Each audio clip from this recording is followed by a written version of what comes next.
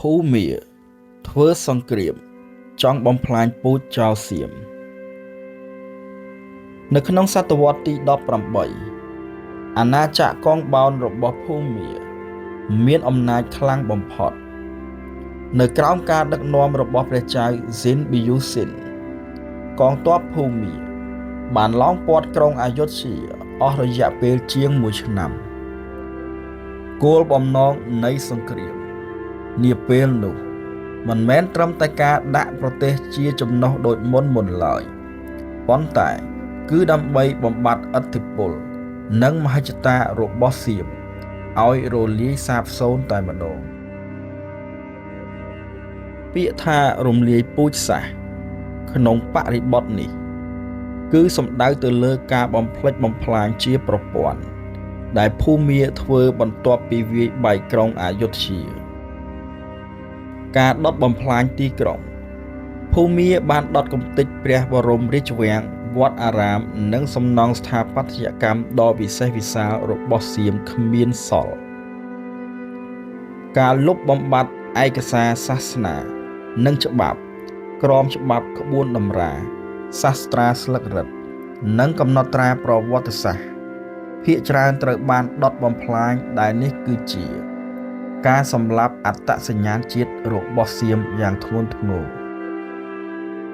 ការគៀងគរមនុស្សប្រជាជនសៀមរាប់ម៉ឺននាក់រួមទាំងខ្សែរាជវង្សជាងទងអ្នកប្រាជ្ញនិងសិប្បករត្រូវបានគៀកទៅកាន់ប្រទេសភូមាដើម្បីកុំឲ្យសៀមមានធនធានមនុស្សសម្រាប់ស្ដារប្រទេសឡើងវិញមេរៀនប្រវត្តិសាស្ត្រមួយនេះវាជាការរំលឹកដល់ការឈឺចាប់និងការបាត់បង់ឯករាជ្យភាពរបស់សៀមដែលស្ទើរតែរលាយបាត់ឈ្មោះពីផែនទីពិភពលោកទៅហើយប្រសិនបើគ្មានការងើបឡើងវិញរបស់ព្រះចៅតាក់ស៊ីននោះទេគ្រានោះយើងអាចនិយាយថាសៀមមានសំណាងល្អក៏អាចថាបានខណៈពេលដែលភូមាកំពុងតែកំទេចនគរសៀមយ៉ាងធ្ងន់ធ្ងរអធិរាជរបស់ចិនឈៀនឡុងបានបញ្ជូនទ័ពមកវាយលុកភូមាចំនួន4លើកធំផងដែរនេះជាហេតុធ្វើឲ្យភូមាសម្រេចចិត្តទុកសៀមនៅមួយឡែកដោយដកទ័ពទៅធ្វើសង្គ្រាមតទល់ជាមួយនឹងអធិរាជឈៀនឡុងរបស់ប្រទេសចិនវិញព្រឹត្តិការណ៍រវាងភូមានិងសៀមបានបន្សល់ទុកនៅស្នាមរបួសជ្រៅក្នុងប្រវត្តិសាស្ត្ររវាងប្រទេសទាំងពីររហូតមកដល់បច្ចុប្បន្នក្នុងសៀវភៅសិក្សានិងខ្សែភាពយន្តសៀមជាច្រើននៅតែលើកយកព្រឹត្តិការណ៍នេះមកបង្ហាញ